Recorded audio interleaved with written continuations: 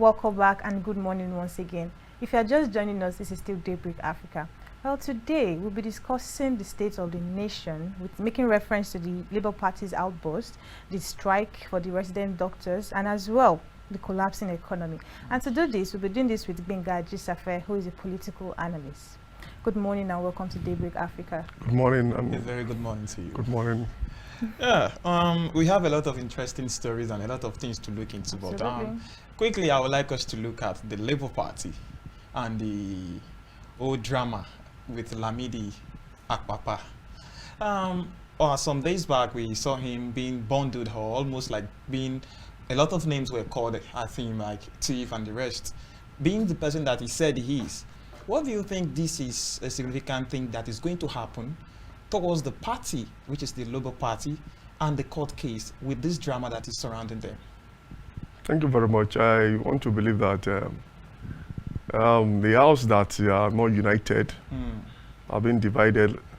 We fought. As a matter of fact, they have lost the case already. They have nothing to present to the world, that they are not intact. It shows that the Labour Party is not a serious party.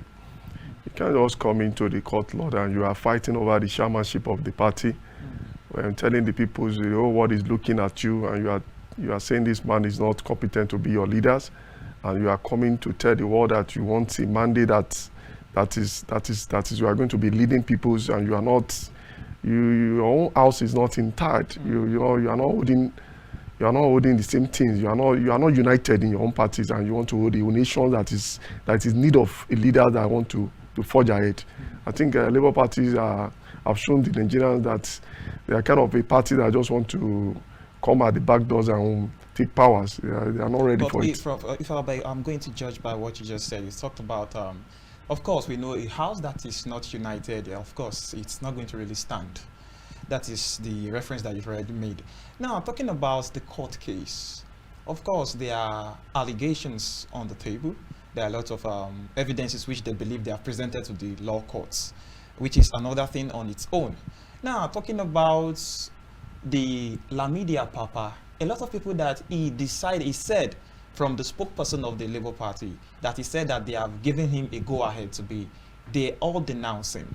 They say, you are not for us, we don't even know who you are. So don't you think this is a foul play, like somebody trying to do a act of impersonation here?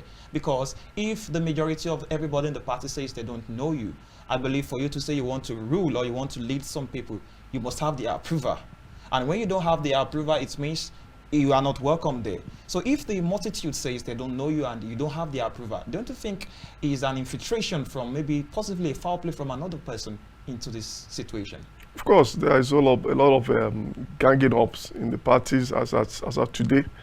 They have a case today in the court, and they are beginning to see Apapa as a threat also, because they don't have the interest of Apapa is not very clear.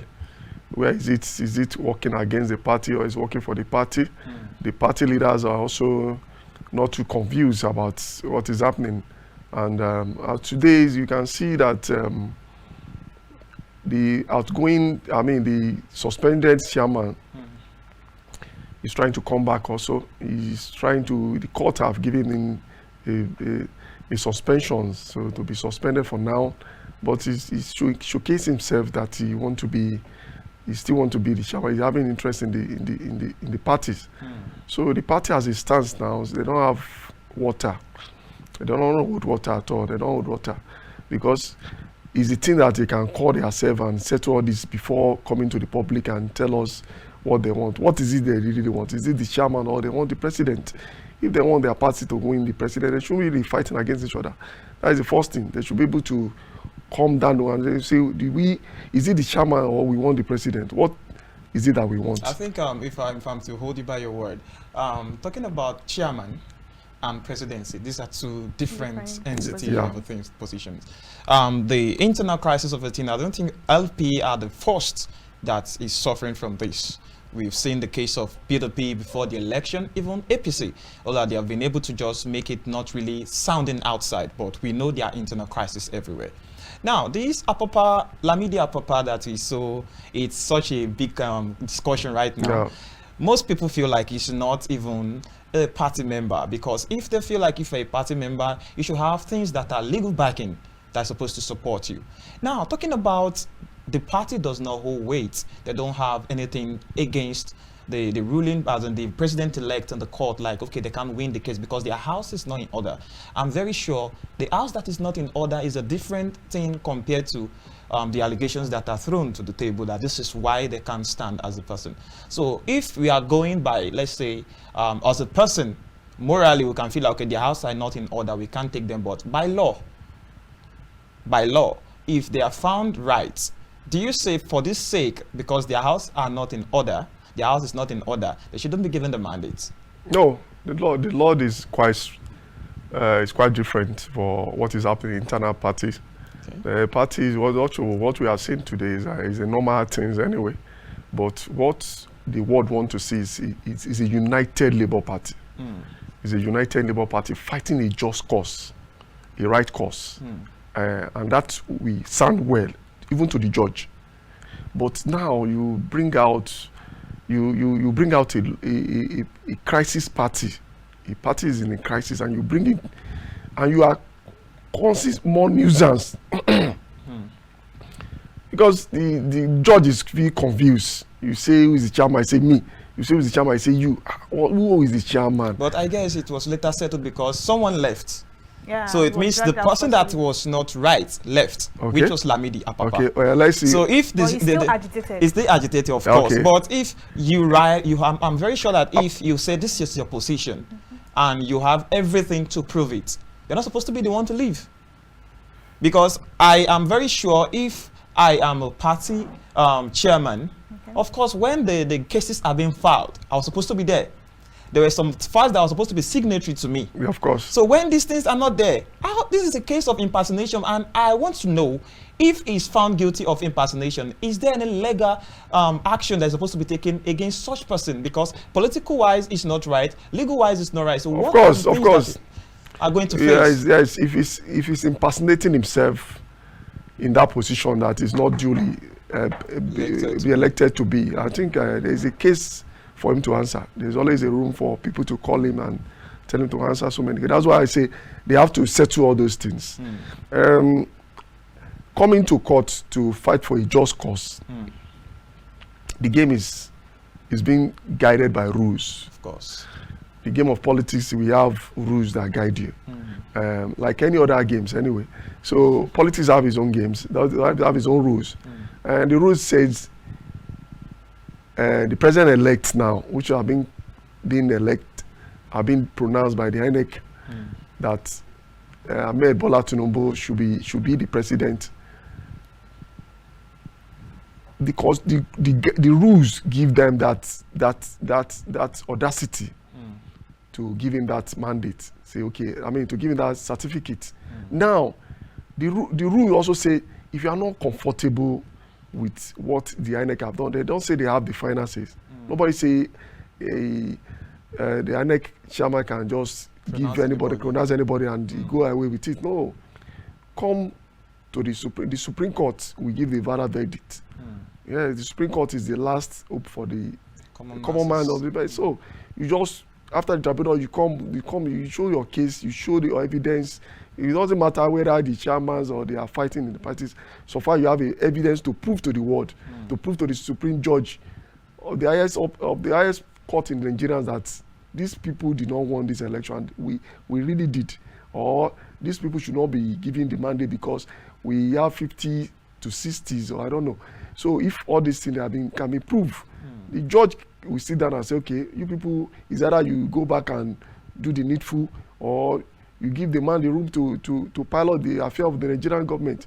So that is that about whether the judge will be say, but don't be distraction to the judge. All these are distraction, and when you distract the judge don't really, he will just say, look, you guys are not, you are bringing two people here. So I think the Labour parties as a party should be able to call themselves, the leaders there should be able to call themselves, look, what do we really want?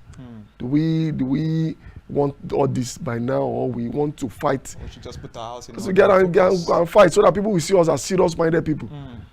Well, still on these court issues. Looking at because currently it's obvious it's leadership crisis they are facing in the Labour Party.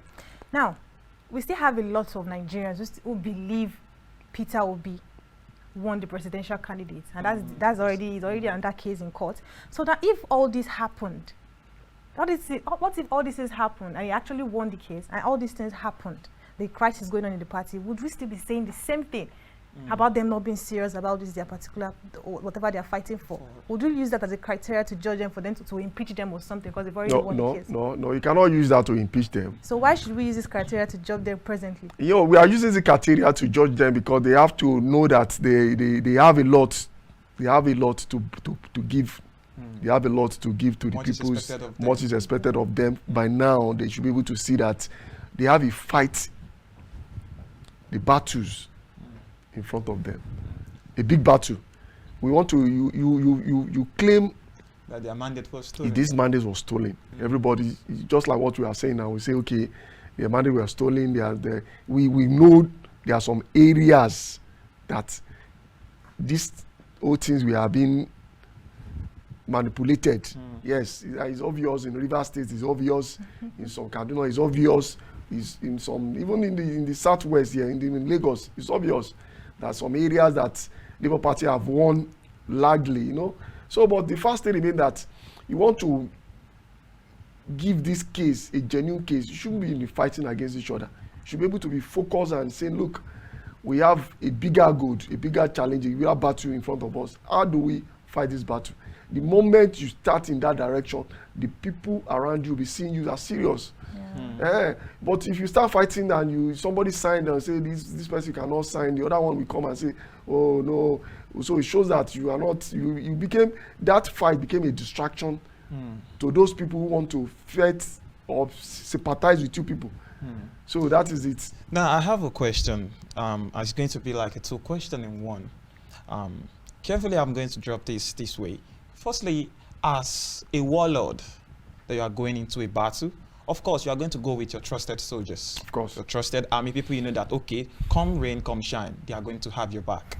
Now, I'm very sure the host of Labour Party must have seen Lamidi Apapa as not one of the trusted soldiers they can go into battle with. Because possibly you might feel like, okay, this can backstab, it can go behind us. Of course, looking at him also, is a man from the western part of the country. The president-elect also is a man from that axis too. Looking at his origin and everything, you might feel that, okay, there might be a connection of him going behind them.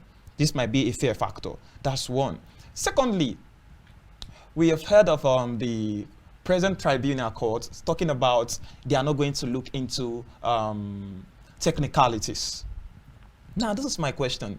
If the only way for us to prove that the mandate is a stolen one is for us to look into technicalities, but on the first day you knocked out technicalities, what are we really practicing in the courts? I think what first thing is that a lot of technicality issues will be brought in, and I think Nigerian judge or the systems have not been able to develop in that areas.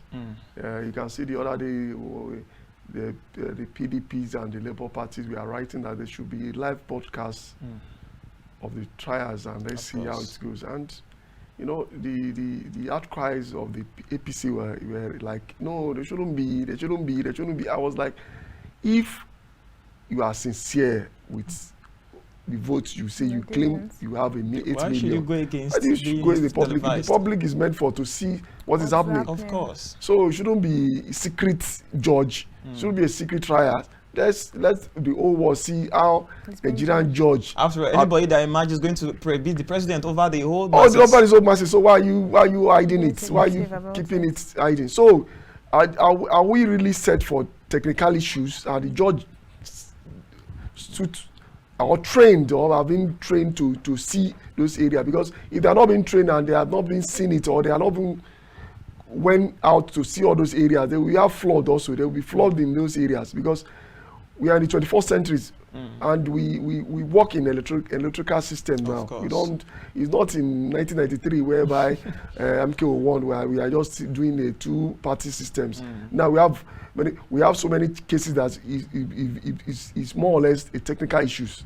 There's no how we can remove, especially for the fact that the election was conducted with a lot of electronic measures, a lot of electronic improved systems. So when you tell them that, okay, this is not going to bring in technicalities, I try to say, okay, you said they should bring the beavers, you are taking the beavers to the forensic unit for them to be able to check and be able to collate and do everything. Now, if I've gone to the beavers, I've gotten my result and I feel like, okay, this thing does not tally. It doesn't work this way. It cannot stand. And you already knocked out technicalities. Are we sure we are going to get judgment as in justice?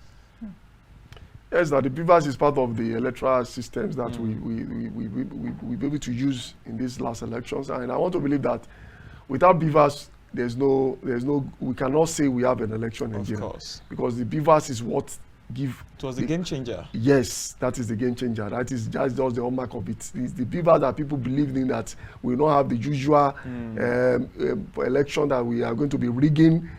So these beavers give Nigerians masses the hope that any leaders being elected through these beavers is the true choice of the people.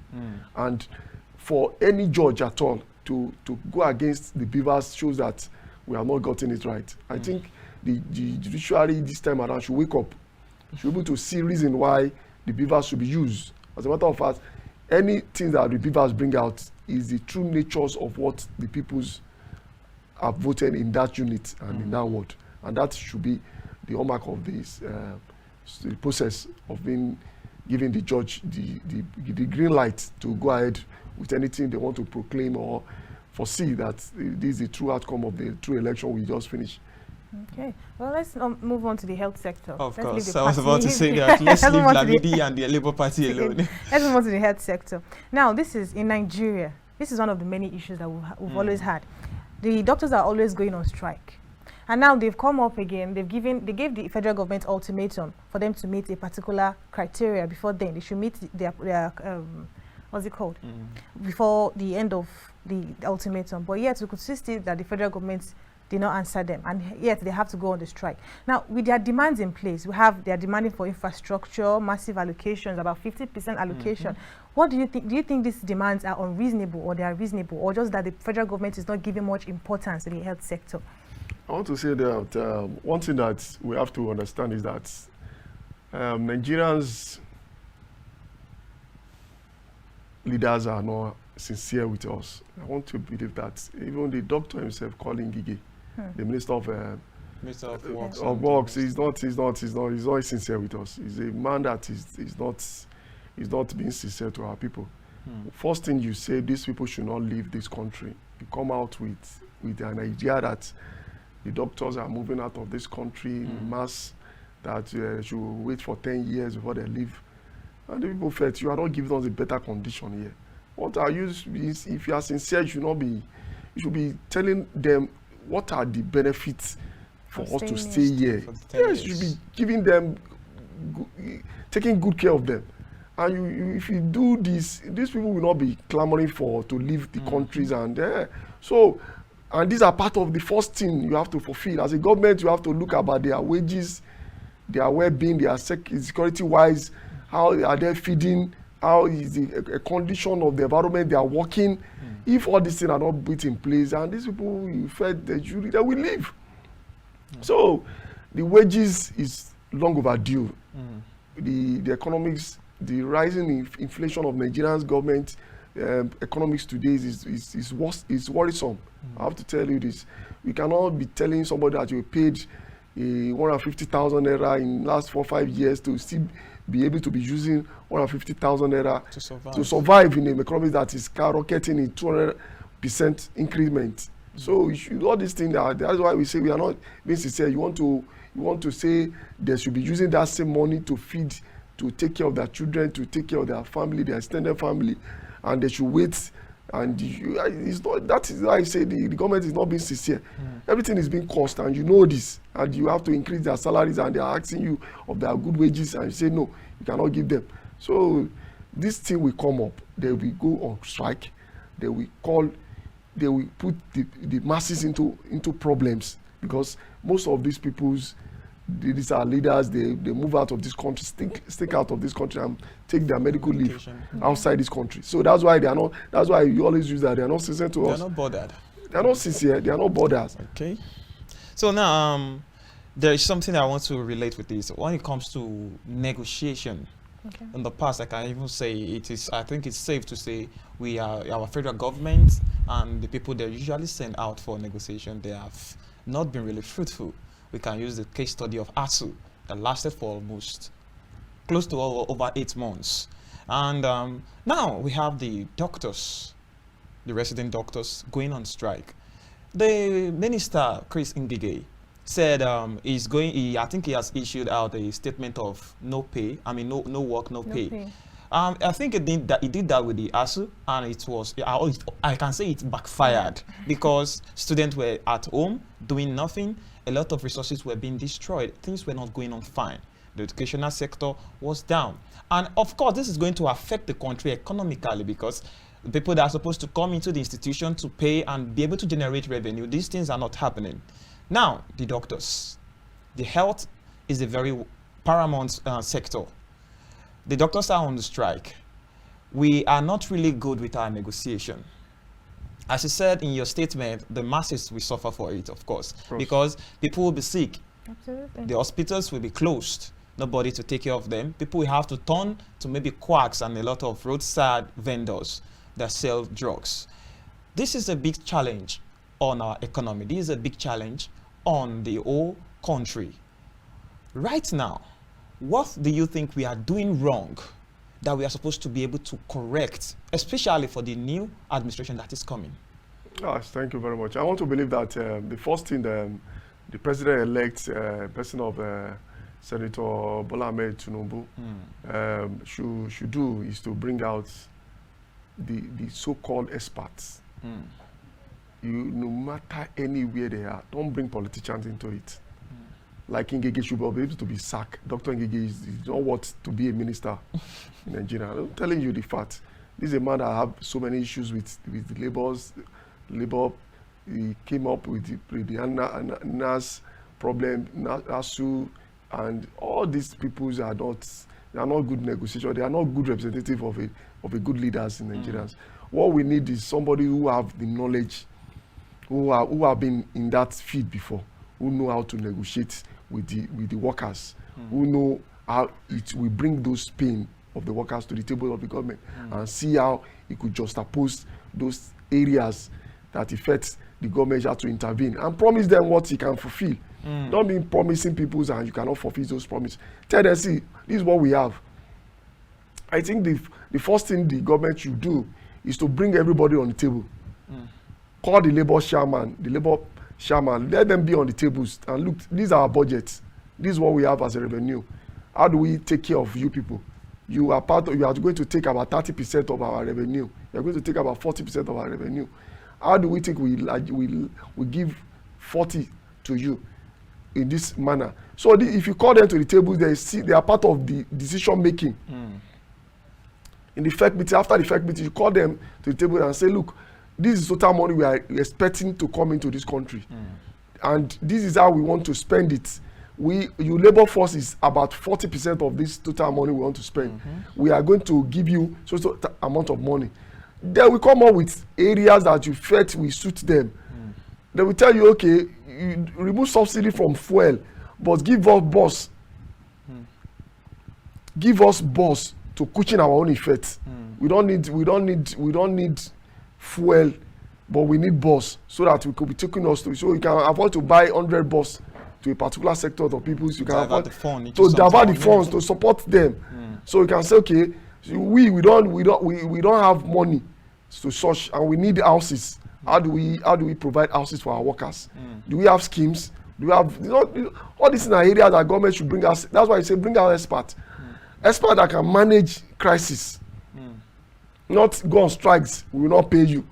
End of the day, you still pay them. If somebody is on strike for 7 months, you say we will not pay them. And I don't see a serious minister that will be saying that say the people should not be paid and they are engaged. The contract are still in there. They have signed a contract that you are working for you, and you are leaving them and say you are not being paid. Who is losing? He said they are not going to be paid. These people are union. They have legitimate rights to ask for such demand, and you have the right to tell them that this is what we have. And if those things are not working, you have rooms for compromise. They are not idiots. They are not fools. They are Nigerians like you.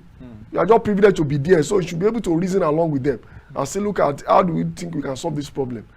So these are areas that the government of the government that is coming on board should be able to look and bring our experts. Don't just go bring our politicians. Those are those people that don't even know what's it. And if you bring them, you flop also like the one we are seeing today.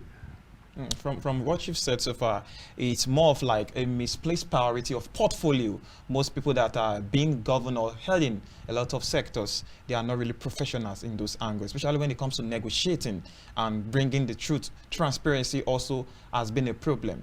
And I can say that most of the problem we also face in Nigeria is a problem of the government not really giving an effective communication to the masses or how their money have been spent. The taxpayers' money, how it is being used, how they go about using the money, because most time you just look into the news and you see a lot of ambiguous figures coming out that we use 1 million, or some days back we're talking about when they said 1 million naira is used to feed an inmate. And even it's supposed to be a correct... about 800 billion what's it called, census? Yes, for census. And 800 billion. 800 billion Yeah, intended, and yeah, they've already spent 224 billion from what I still got naira today, they say for just something about that has not been conducted. 26%. That's like 26% of the fund they want. Now, we have a lot of problem in Nigeria. We have a lot of things that we are facing from insecurity that is also telling on the economy of the country, because of course if I want to bring my business into the country, I must be sure of security. I must be sure of everything going smoothly. We have problem of power. Every day the national grid is collapsing. We have issues there. Now, from what you said, which is a very interesting one, we should bring in people that are professionals, experts in this place. Now, of course, from what a friend of mine said, and I will bring it to you as a question, for every political party, there are caucus. The ruling party produced the outgoing president. The ruling party also produced the president-elect. And the same number of people, the same caucus of people have been the one hovering around, campaigning, doing a lot of things. There were a lot of promises, of course, when the President Muhammadu Buhari was coming, a lot of promises that was given to Nigerian masses that, okay, we are going to do this and do that. Of course, we know the results. Now, a lot of promises also by the same people that sounded the outgoing president. They are giving us a lot of promises that things will be different, things will be is going to change. We are in a situation of we don't know what to believe anymore. So right now, if you're talking about bringing in experts into it, do we see experts among them that are going to bring us to the Nigeria of our dream? Yeah, we have experts and Nigerians. I want to believe that when we came up in this the Seventh Republic, we have experts that were being. You have a good leaders. Have a visionary leaders who have visions, who can see beyond, who can identify qualities in you. What Tinubu did in Lagos is making. He's just having people who he believes that can do it. When he came up in 1999 to 2003, he himself did not perform exactly what Fashola did. Fashola did far better than Tinubu. Do you know that Fashola did far better than Tinubu for 8 years? What Fashola did, Tinubu did not achieve it. But one thing I give Tinubu kudos for is his ability to identify Fashola. The same thing happened to the successor of Fashola, what is it called, the former governor? Ambode did very well. In 4 years of Ambode is far better than Tinubu 8 years. Far better than Tinubu 8 years. But identify Ambode and see qualities in Ambode and say, look, Ambode, you can do this.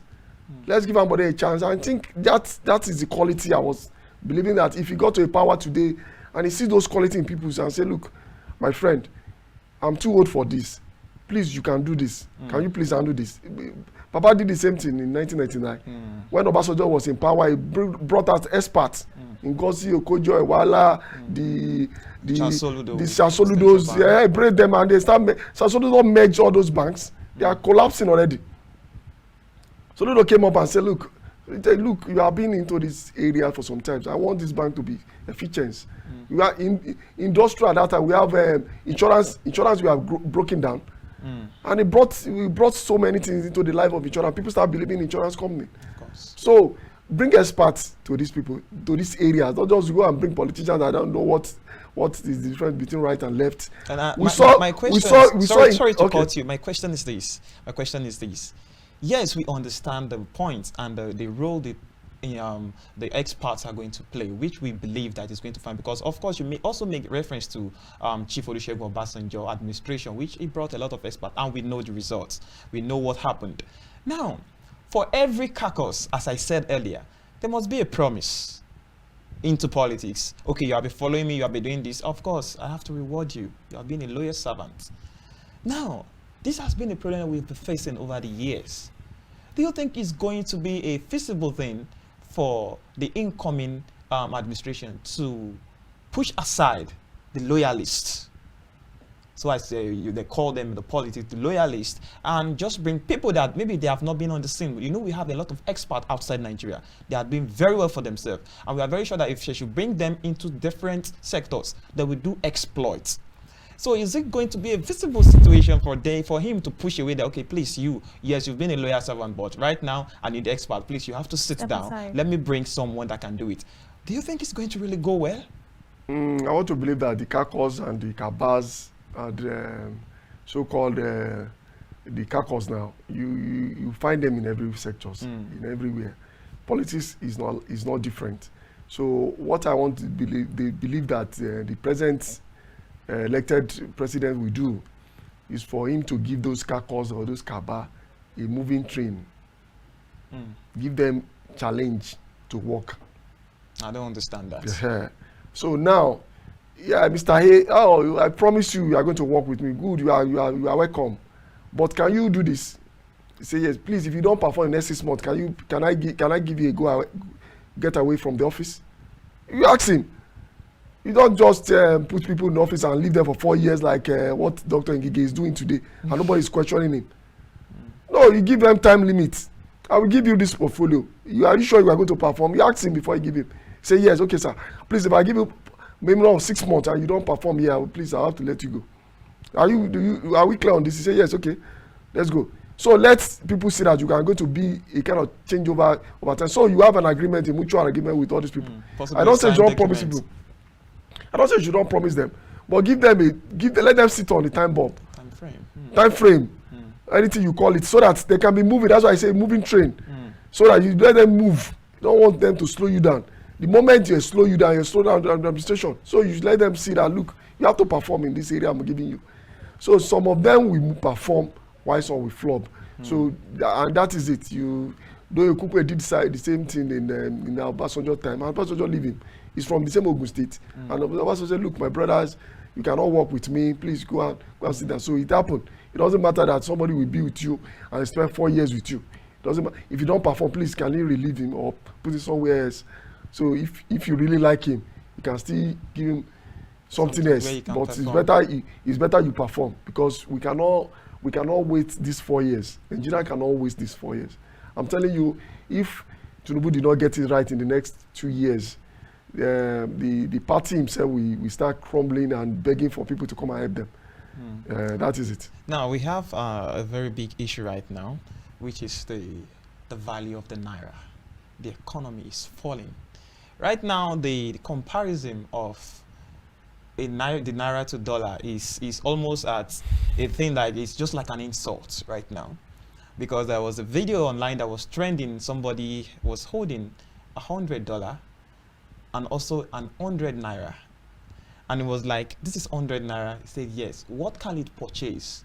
And somebody was like, possibly biscuits or this recharge card. Like, you can't buy a recharge card with cash of 100 naira. 100 naira. There's always 10 naira, 20 naira attached to it. So it was there were white and a black person that were making that discussion. They were like, You call this 100. Do you know what 100 means? If you're holding $100, do you know what this can purchase? So it was more of like a slap on our economy, on our devaluing naira. Right now, inflation is there. The prices of commodities in the market are going skyrocketing on a daily.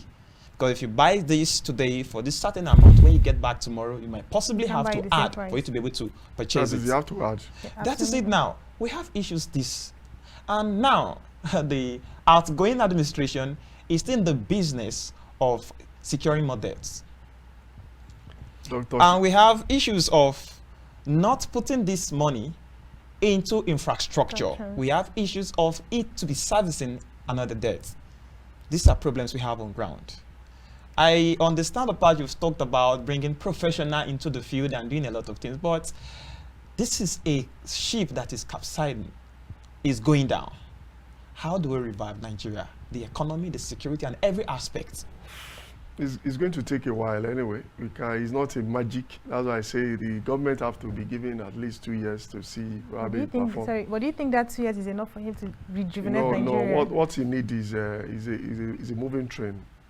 You have to move with a speed, a magnetic train, so that he can go faster. And you need experts on this. You can't do it alone. You need those who are committed, who are committed to do good to the peoples. And that is the only areas where we can bring out of this. We are in a mess already. 8 years of this present government are putting us into this calamity we find ourselves. We find ourselves borrowing and borrowing and borrowing and borrowing and borrowing. And there's no means or strategies of how to pay back. I don't see them saying, this is how we are going to pay back this loan. And for that, it's causing a lot of inflation in the economic way, because that's why you use that word, naira, devalue, every day devalue, because the moment you are borrowing, you devalue your naira, you devalue your currency. So Nigerians are living on borrowing, and they are not living on how to pay back. And so that is affecting our nairas. And so the only things we can do now is just for us to bring out those who can think outside the box and see how we can remove us from this mess already we find ourselves. And that is the only solution for us as a Nigerian. And we don't need to start running. Let's get that. We can still survive it if we have the good mindset, the good leaders who felt they know what they are doing. We can always survive these collapsing ships if we are serious about it. But do you think population have a role to play here? The population of Nigerians at this point, do you think we're exceeding the amount of resources we have in the country? This is contributing to the downfall of the economy? No, I don't see. As our population is not our barriers. As a matter of fact, our populations have given us edge. But the problem we have is that the problem we be seeing all this while is qualities about bad leaderships. In the north, they have been giving us food. They are the basket of the nation. If you have good leaders and they saw the potentials in that areas and they invest massively into agriculture, those Boko Harams we see today, insecurity will be seen of a pass. Because these people felt neglected. You see somebody who is earning goods and you have access to loan such people, to give them more goods so that they may have more goods, so that we can be taking care of we can be shipping those goods to those countries that need them. You see those who are rearing cow, you can channel them and say, okay, let me assist you. How much do you need, and grow more cow so that we can be producing more skin, more skin for leathers, for producing leathers. So if we see those who are growing tomatoes and onions and we cannot assist them, government is not seeing them, and those who are left privileged, and we cannot channel their mindset towards working factors. These are areas that we have failed. The moment government start realizing this and start working towards it, our population will be an advantage for us, because we have more people. China did not complain that their population is much. They just manage their land. They are managing their land. It's not they are managing their population. They are managing how they can contain these people. And they are growing, economic wise, they are growing. Very fast. They are growing very fast because their population is not affecting them. They feed So we shouldn't be saying our population is affecting us. The 800 billion they are using today, they are able to use that 800 billion back. Yes, now, instead of counting people, use 800 billions and give to those people that is in need. That are, and the country will grow instead of counting people with 800 billion. Of course, from what you've said, I can really denote that you speak about misplaced priorities and mismanagement of resources. Now, when we have situations, most time it's very easy for us to point accusing fingers towards the government. Well, of course, the government cannot function except for if they don't have the people they govern over. Now, a lot has been said over the government, about the government, that they are not doing well. This is what the administration is doing that is not helping. Now, let's come back to the masses. Where do you think the masses are getting it wrong, that things are not even working in Nigeria? Well, the masses, they have their own faults. But it's the law of karma. That's what goes on. We come down. We at the level of the masses, we are not able to see beyond our nose. The masses are not being able to be informed or informed about what is happening in their societies and environment. So they felt they can just be given a token and elected the bad leaders, and felt the person they are electing is the good ones among them. So that area the masses are not able to see beyond their noses. But the moment we start having people of good mind and start seeing areas that can assist the masses also to educate them, I'm not saying they should be giving them money, educate them, because education is the key of all these things we are saying. The moment you start educating people about their rights, enlightening them, teaching them what is obtainable, as what they are doing is not good for enough for them, the better for the country. The moment they start seeing that areas, the better they will start having good leaders. You can see in the last election we did, we see a lot of people agitating for change, true change. I want to tell you that what happened in Lagos is tsunamis or political tsunami. For the past, since 1999 to date, they have never seen any party that have taken over AD, formerly AD, to what we call APC today. But today you can see that political tsunami that even they have, Labour Party have hijacked some parts of Lagos to show you that people are in their sense mind, they want something different to be changed, they want something different.